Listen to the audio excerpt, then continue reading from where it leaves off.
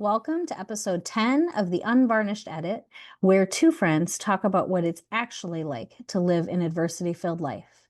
Be prepared to laugh, possibly cry, and swear along with us. This is Angie, and in today's episode, Jaelene and I discuss our recovery stories. And we also wanted to give a activation warning because we do talk about substance use, we talk about ideations, we talk about some mental health topics. And so we want to make sure that you all know what is going to be discussed and that you take the best care possible of yourself as you go through this. We hope you enjoy. Good Good morning. morning. How are you? Oh, I thought I Good. froze. You Good. froze How are for you? a second and then you Good. were okay. I know. I panicked. I froze on the computer and I panicked in real life. So I was like double frozen. I am in a different spot today and I'm a little nervous. So we're having work done at our house today. And so I couldn't record in my hidey Mhm. hole closet. And so I booked a study room at the library, but you can only book like Yeah. 2 hours at a time. You can only book 2 hours in a day and it won't let you do anything else. And you have to like use your library card to reserve the room. But I needed more than 2 hours. And so I used my daughter's library card to do like back to back reservations. So I have 4 hours in this room and I am like so scared I'm going to get in trouble. Having a librarian disappointed in me would be like my worst nightmare. I would probably cry. If they came in here and they were like, ma'am, you need to leave this room. And I had to say, actually, it's my daughter that I booked it with. And if I would like cry if I got in trouble. Because librarians are like, they're so great. I'm so scared of them and I No, I don't want get to that. upset them. I get that. I'm So, just afraid of getting in trouble yeah. when I bend any kind of rules. It's like my brain automatically goes to, "Oh, Yes. you're so gonna get in trouble like." And it's like, "Okay, and if I do, like, what's gonna happen?" Like, you're not yeah, we're not I going know. back to previous episodes, we're not getting arrested. We will be chastised, if anything, and made to feel bad, but it's okay. It's a different experience Yeah. and we'll see how it goes. Hopefully, if I start to panic, it's because there's a librarian walking towards the door. Like I Yeah. can see through the No, glass. I get that. So if this just shuts off randomly, it's because I have panicked and I'm fleeing the Good to library. know. But that's how I feel too, because like, my husband's home, and normally when we schedule things, right, he's out, and this morning he's like, "Oh, Hmm. I don't have to, actually leave the house until, like, 1:30." And I was like, "Well, I'm recording this morning." And honestly, I like recording when nobody is here, period, end of story. I think one of the reasons why this works so well for you and I is we're so open with each other. I'm never Yeah. worried about what you'll think. But if somebody else is listening, I think subconsciously, I know I'll change what I'm going to say so that they don't hear this like Mhm. grimier version of me Mhm. without my permission. And so I have started to realize that, like, if I want to do anything creative, I have to be, as Virginia Woolf says, in a room completely Yes. of my own. So Yeah. I think Yeah, that's the and deal that makes total for sense, though. me. Honestly, when we're talking about today's episode talking about our recovery journeys, it has all been really a journey of we're gonna keep repeating that word because now every time I say it, all I hear is our conversation. But is learning new things about ourselves, why we do that, why we respond that way, and how we can respond differently, right? Like how we can make our space safe enough in order to be okay and be in that space without, at least for my recovery journey, it's always been, whether no matter what it was, whether it was substances, whether it was, I say that I've been in recovery from myself, which is so accurate because it's like for the last, oh gosh, how old am I now? So for the last 20 years is really looking at like what is my behavior pattern? Why do I respond that way? And how can I change that? But I can't change it until I feel safe enough in order to do that, right? And, Yeah. Yeah. yeah, it's been a long road. Don't say it. Don't say it. It's been a long road. It has been. And I think so with our last episode, I did kind of get in a little Mhm. bit to my addiction. And I know that I went really quickly through like the getting clean part and the getting sober part from that. But so I think I've shared a little bit more of that piece just because Yeah. of what that episode was. I think to even things out before we really get into like what is recovery versus Yeah. sobriety and like all of those things. Do you want to share kind of a little bit about your background in that part of your life so Yeah. that we're kind of talking about each other's Absolutely. lives? You've heard this being said before, right? I have always thought that addiction was just normal and happened in everyone's families, right? Like addiction has literally been in my life since in utero. And I have seen addiction in all family members that you could possibly, see in grandparents, in parents, in spouses, in exes, in my children, in myself, right? Like it in my siblings. Their addiction has always been so present in my life, and I thought there was no way in effing hell that it would actually ever, right, touch me, like, I would never be in recovery from it because I knew what to look out for, all of those kinds of pieces. So, officially, we're in recovery from alcohol use disorder and opioid use disorder. And honestly, just like so many other things, I can get addicted to anything. That Yeah. is literally just how I am. Like I honestly have to be um pretty much aware of things and how it's showing up in my life and what that kind of looks like. So I never really thought that I had an issue, but I would say, what kind of got started on this whole entire journey was I had what I would consider a nervous breakdown when I was 30. So my older kids were 6, 5, and 2 at the time. And I was drinking a lot at that point in my life. And I was like straight from the bottle kind of drinking. And it was it was bad. And so the night that it all kind of came to a head was I was making dinner and I was trying to think of like I didn't want to die because I didn't want to leave my kids without a mom. But I didn't want to leave either because I didn't want to leave my kids with knowing that their mom just left them, right? So my solution in that moment was I needed to just take all of us out because that was the kindest thing that I could do to my kiddos because then they, yes, would die, but they'd be able to, in my mind, go on, come back into this world and be with a better mom. And that's when I was like, oh, there's something like really, really wrong if that's where I'm at, right? And so I'd called my best friend and she came over and she dumped all my booze out in the sink. And I was so loaded and sent me up to bed as I sat there trying to decide, how can I leave? So I lived in a 2-story townhouse at the time and my purse was on the kitchen counter and my car was in the garage and I'm still trying to like plot, okay, but like how can I get out of here? Right? And and realize there was no way. And besides that, I'm pretty sure I just passed out before like I actually could figure out a solution. And I woke up the next day and I was like, oh wow. Like we've got yeah, we've got a This problem. is We've bad. got a problem. And will I say that that was the last time I Yeah. drank alcohol? Absolutely not.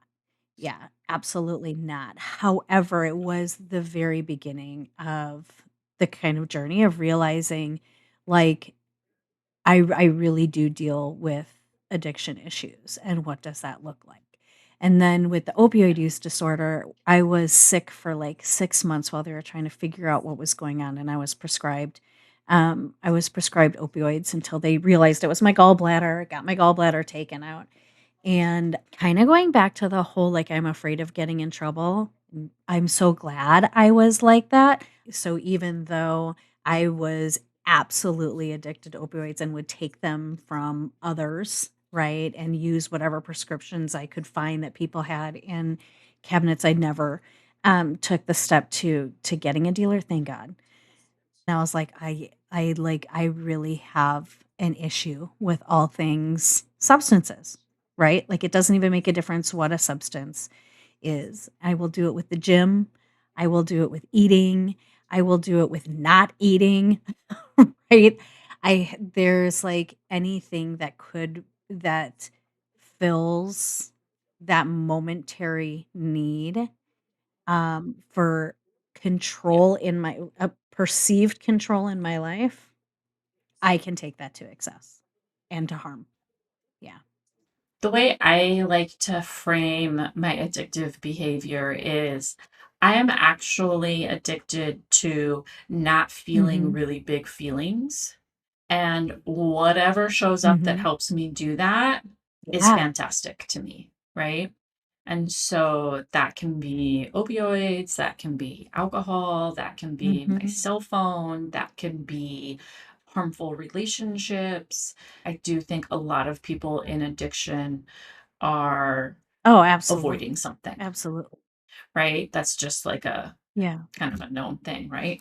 And but I don't want to put that Yeah. on everyone, right? But I am like super addicted to not Yeah. feeling big Yeah. I emotions, get that. which is unfortunate Yeah. because Yeah. life is full And of them. mine is more of a controlled situation, right? So like now I would say that um like I still to this day have to really be aware because of my addictive tendencies. So I do like intermittent fasting.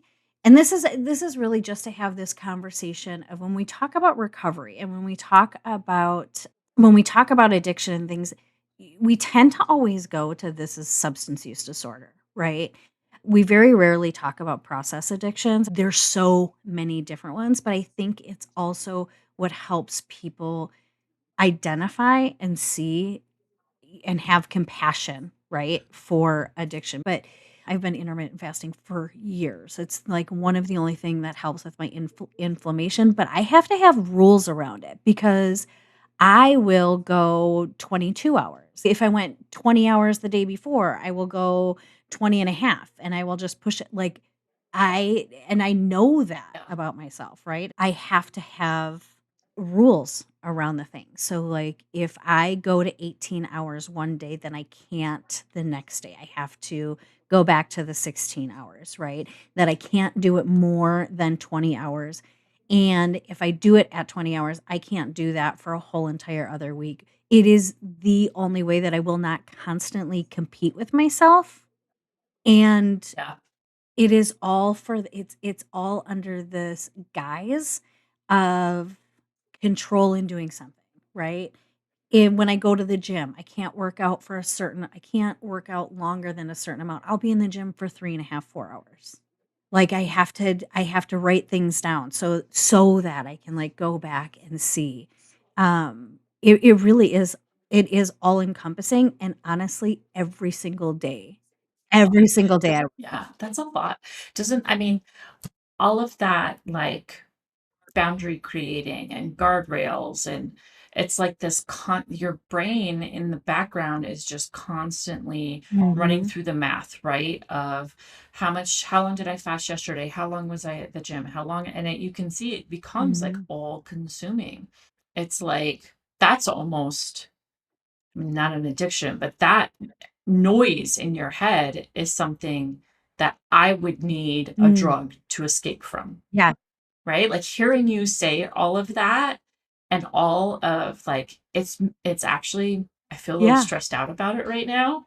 And I'm like in my previous life, if I wasn't doing such a good job right now with handling myself, if I had that amount of mental noise around trying to avoid Yeah. or not avoid, trying to manage my addiction, I would have to drink or do something to Yeah. like, I can't handle this.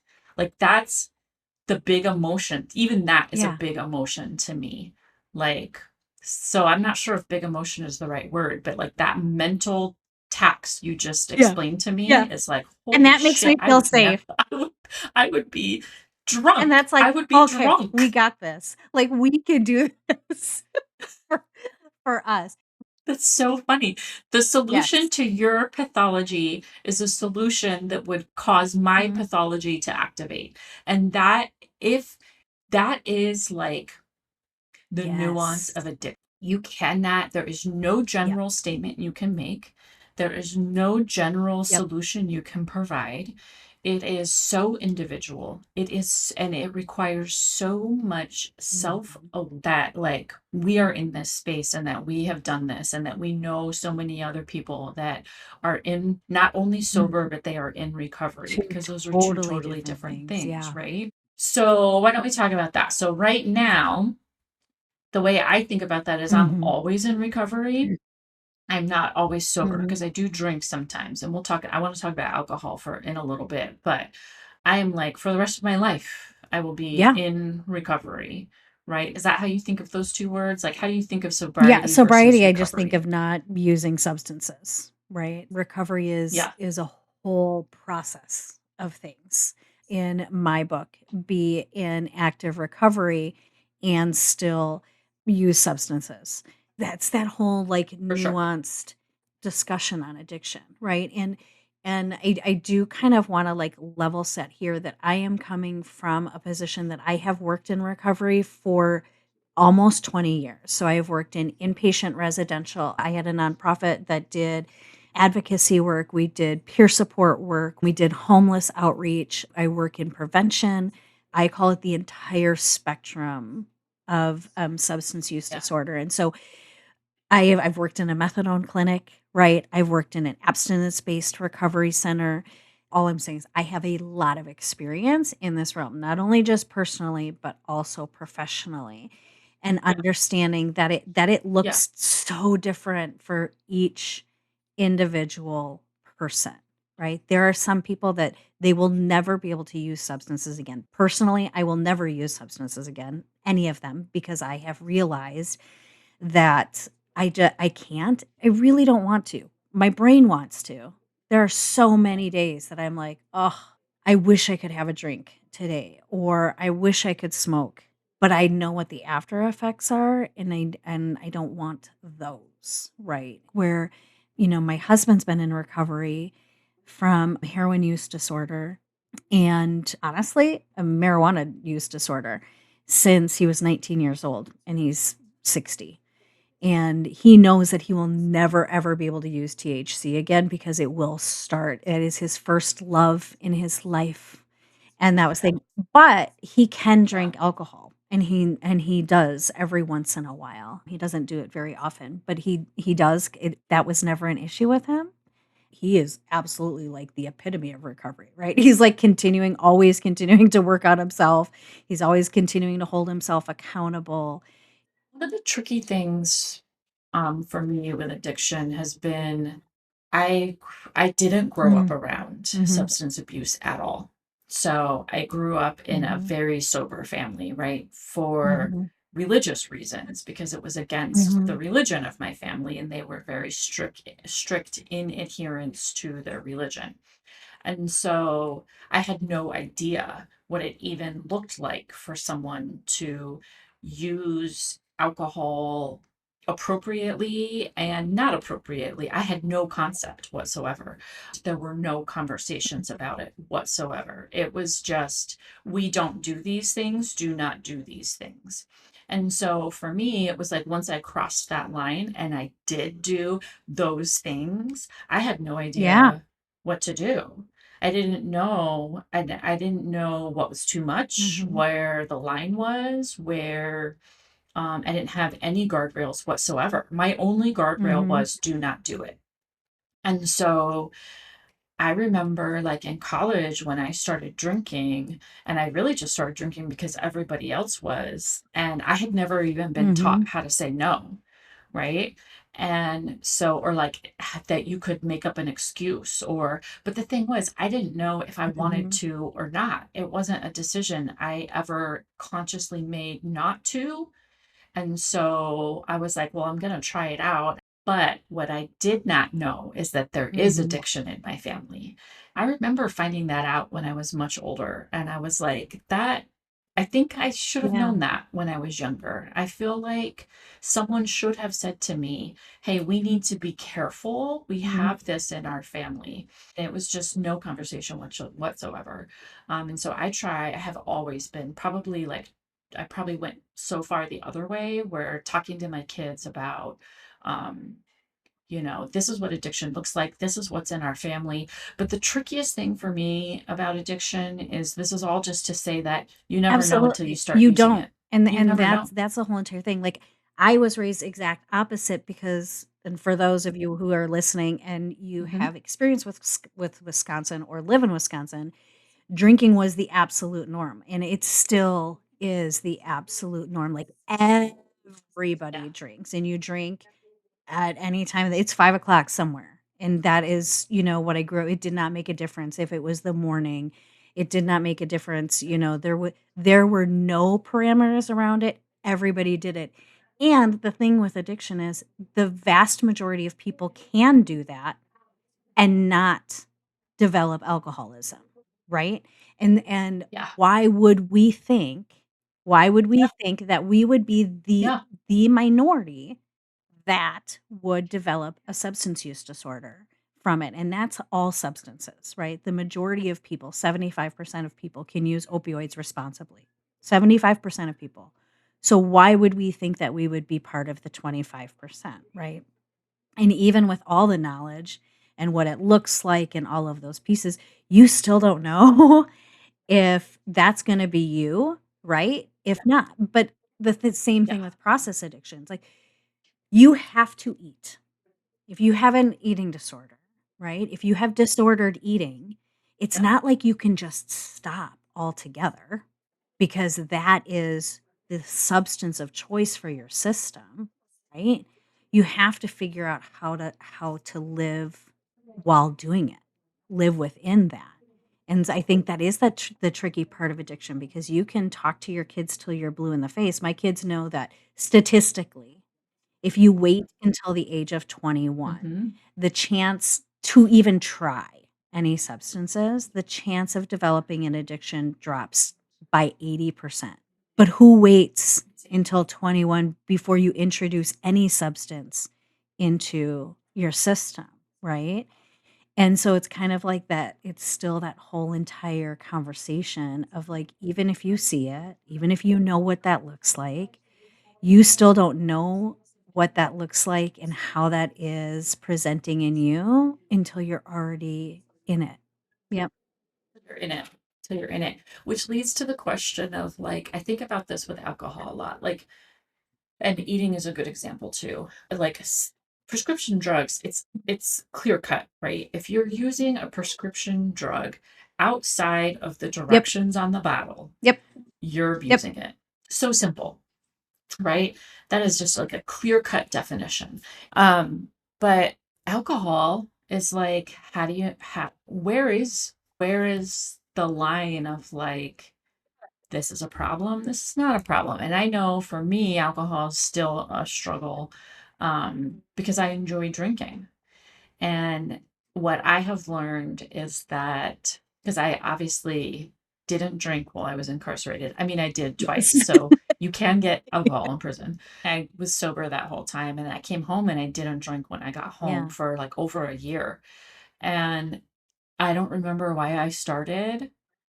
But once I started, that was the first time that I really was able to start recognizing, okay, I'm actually only drinking Mhm. because I'm sad. Like, I started to recognize the feeling of, I'm super sad right now or lonely, and so I'm going to have a drink. And so that's been really informative for me personally, is I've started to, if I feel like I want to drink, I have to have like a real conversation with myself of why. What are you feeling? What's your vibe? What's going on? And what I have found is, if I'm at a restaurant and I'm with friends, it really Yep. is just because I'm having fun. If I'm at home, it's because I'm sad or lonely or stressed. Like, Yep. for me, that's the difference. If I'm out somewhere, it's no big deal. And if I'm out somewhere, I can literally have one drink and Yep. be fine and not drink more. If I'm home, I cannot only have one drink. If I start drinking, I Yeah. will drink the entire bottle. On where I'm at right now, I feel comfortable and I feel okay with it. And also, Yeah. I still Yeah. mess up No, sometimes. absolutely. When I stopped drinking, I did not actually intend to stop drinking. Never was the intention to never have alcohol again. The intention when I started was, oh, man, every time I drink, and I wasn't drinking a lot at this point, because granted, this was like another 10 years after the first initial piece, right? Every time I drank, I did things that I was not proud of, right? And I got done and woke up in the morning and I was like, what just happened? It started I love out with you. like, okay, what would it be like if I didn't drink? Right? Like I need to give myself at least Hmm. this much of time and I have to identify every time I want to drink, why is it that I'm drinking? And there was the rule to it was I could drink if there was no emotion behind it. If there was an emotion behind it, then I couldn't drink because I was using alcohol Yeah. for something else, right? And I came to find out there was never a reason that I ever wanted to drink outside of an emotion, right? There was like it I going back to the control thing, I like being in control of certain things. Well, I like being in Yeah. control of everything, but knowing Yeah. that I can't be in control of everything, to be in Everything. control of myself. I like knowing what I did the night before, and I think part of it too with the severe dissociative disorder I have, it mimics that a lot of times. So there are times that I'll wake up in the morning and, I will be all foggy from the day before, just as if I have drank and I've not had any alcohol. It's all been my dissociation. That feeling is very uncomfortable for me. And I when I was drinking, it was I so bet. normal because that's how I live that way so normally. So when I took the alcohol away and Hmm. realized, "Oh, man, I still deal with this thing just my baseline does," right? Like, living my life, adding to it felt like it was too much. Yeah, I could totally see that. How overwhelming that must feel to wake up and feel like you've been drinking, but you haven't been drinking, and you Yep. have the side effect anyway, which is a side effect that deeply impacts your life because you can't remember conversations. Mhm. You can't remember what you did. You can't remember where you were. That's an incredibly disorienting feeling. And when you can blame it on Yeah. alcohol, it's just like, oh, well, I was drunk. But when it's your brain, that means, a bunch of different things. I was too stressed Mhm. out, or I did too much, or that means a lot Mhm. for your life. And so I could see where that would be like, why would That's I it. create that feeling if I don't Right have there. to have Yeah. it? Yep. Right. Right. If there's days I Yep. can take a break from it, why would I add it back in? That Yeah. makes no logical sense. So I can totally see. I was, like, born and raised to be a drinker, and I legitimately Yeah, you was. were. And I there were many times in my life for a long time that I can outdrink a lot of people. I was born and raised in Wisconsin, just normal. And, Yeah. not drinking is very actually odd, very odd. Yeah. Yeah. See, it's not odd for me Yeah. because I grew nobody I mean, all my I mean, Yeah. I'm in a different circle of friends now, obviously, but I grew up with Yeah. nobody drinking, right? But my husband drinks, but not a Yeah. lot, and Michael doesn't drink a lot. Because part of it is just we're getting older Recovery? too. Like, that recovery ain't the same. I It can is barely not the stay same. up past my normal bedtime and be able to recover from that, I know. I much know. less drinking. Yeah. I know. Yeah.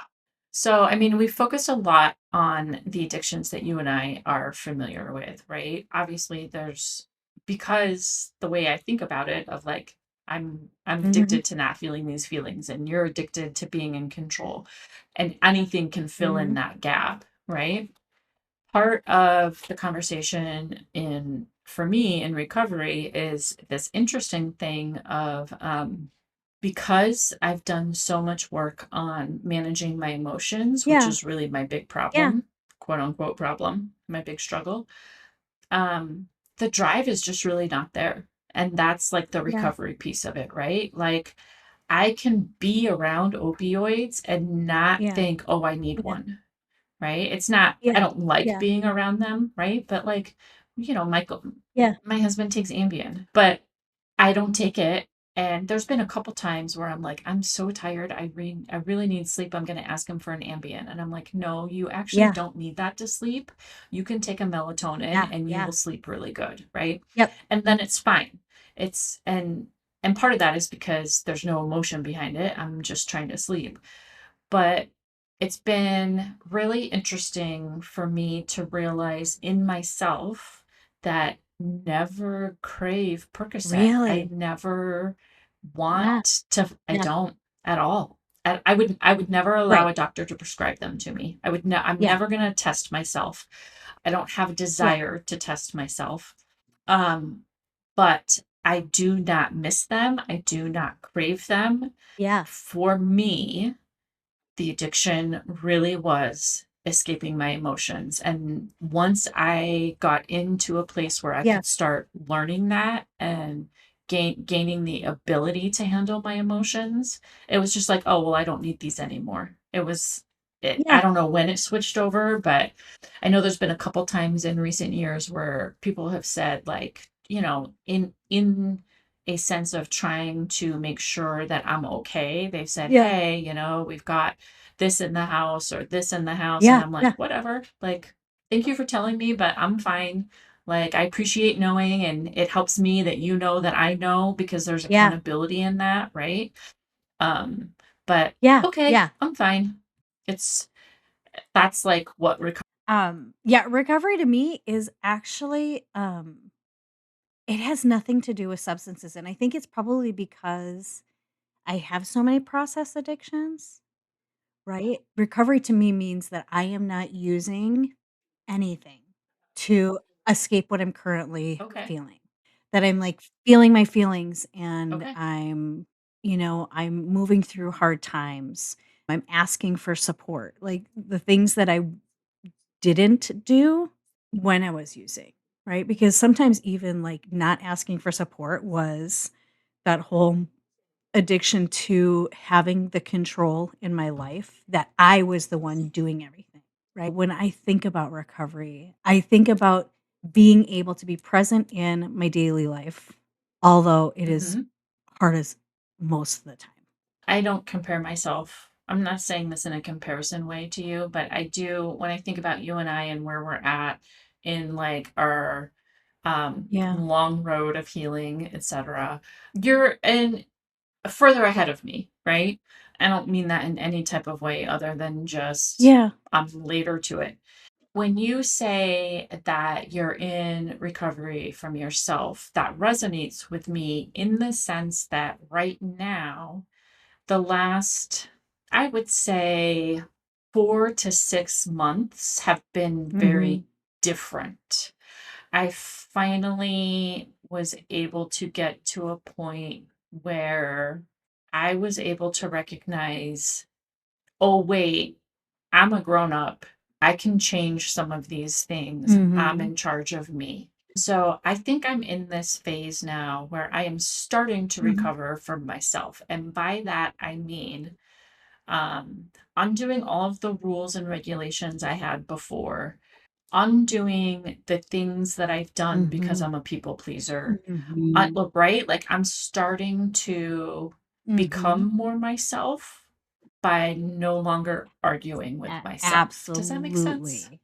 And I'm hopeful that over the course of the next years that I get to the point where I can say as confidently as I talk about Yeah. opioids today, how I treat myself and the actions that I take every day and whether they belong to me in my Yeah. dreams or someone else. And that's Yeah, why I'm no, always in recovery. absolutely, absolutely. And honestly, like, life is hard, when you add any kind of Yeah. addiction onto it, it really is just this new long-term path that you're on, because it doesn't go away. I Yeah. remember when Yeah. You know, when my grandpa died, my grandma had not been smoking for years, and that was the first thing she wanted was a cigarette, right? And I remember even, like, before she died, she still wanted to smoke. Like, that feeling doesn't go away, Yeah.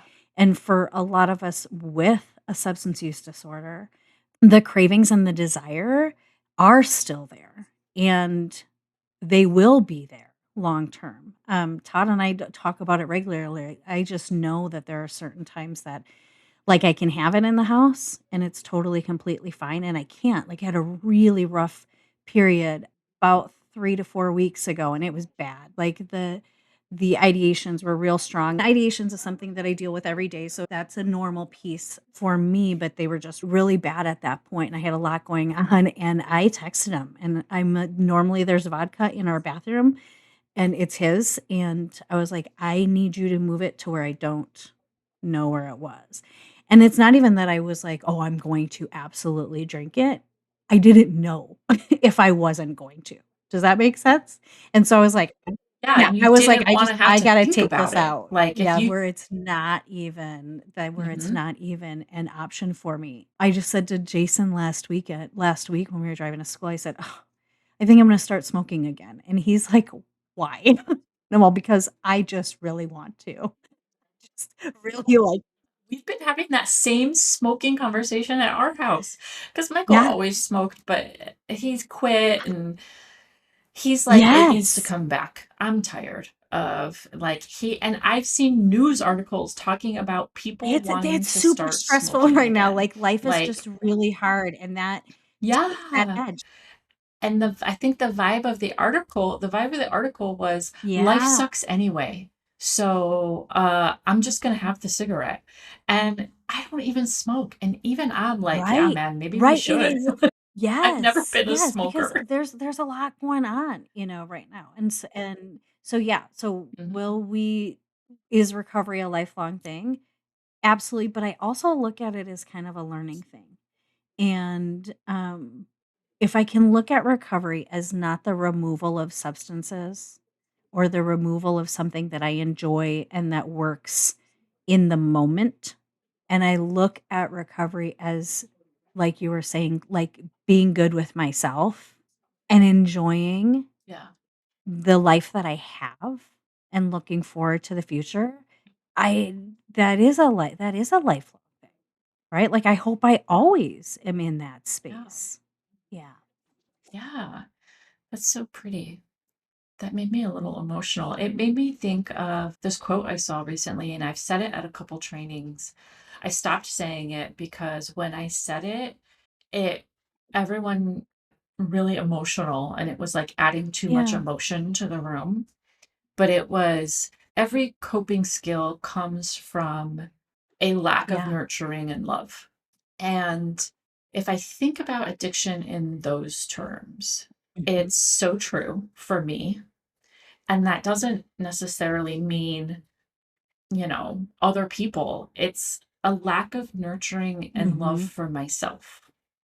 Of like, it's okay to be mad sometimes, and it's okay to be sad, and it's okay to like, I was so hard on myself for having big feelings that I couldn't Mhm. even sit with them, right? And so if we can think of any Yep. addiction as a coping skill, Mhm. which they are, and coping skills are coming from a lack of love and nurturing, if we can figure out how to add that love and nurture into our lives, whether it's through taking care of yourself or asking your spouse for help Mhm.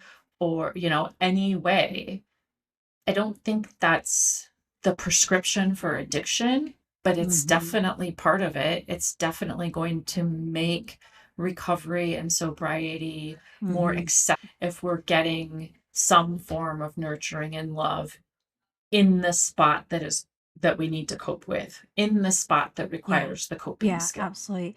And that reminds me of like when I do my presentations on trauma and substance use disorder, when we talk about reoccurrence of use, the more commonly termed relapse is Mm, that life has overwhelmed mhm. the coping skills, the current coping skills that we have. Yeah, And that is when yeah, reoccurrence of use happens, right? Like the reason that we're yeah, thinking about going back to smoking is because there's so much going on in life and society right now, and the current coping skills that we have for them just meet it, because obviously we're not using. But if life ever does overwhelm that level of coping skills that we have, that's where the recipe for that reoccurrence of use is to happen. I love this conversation on recovery. I think a lot of times it's bastardized, and all we're doing when we do that is just increasing the shame and increasing the use, to be honest. And so when we can have these conversations in a way of like, hey, this looks different for everybody, and there's a different need behind it for everybody, even with you and I having the same pieces as, overusing alcohol and irresponsibly using opioids kind of piece to it. There still were two different reasons, and what works for me actually makes it overwhelming for you, which is why we can never Yeah, yeah, which is that why is we super can never interesting. be like a one size fits all when it comes to recovery. Never. I want to come into the conversation and my own work on myself with complete equanimity and accepting and being neutral about Mhm. all of the pieces and parts of it and trying not to label Exactly. them Yep. right, wrong, good, bad. Yep. It just Yep. is. So that's what I'm hopeful Yeah. people can hear and recognize in themselves is if you think you are struggling, you don't have to say, oh, this is so bad, I have to stop. You can say, I'm not sure this coping skill is Mhm. working for me right now. How can I build a different Mhm. one, a healthier Mhm. one, a safer one? Yep. Yeah. And if you do need help, there's no shame in that whatsoever. No. Um, and Yeah. yeah, help looks different in so many ways. I think we're gonna have to have another conversation on all of the different kinds of help that is yeah, Yeah, I think that so. is available. Oh, this was a good Yeah, conversation. It was yeah, I know. It was. Thank you for always being so honest and brave in yeah. saying all of You the too. things. I will talk to you later. Thanks. Okay, bye. Thank you for joining us today. We always appreciate it when you spend your time listening to us. Please join us next week for a conversation about boundaries, including how to operationalize them in your daily life. Thanks. Have a great week.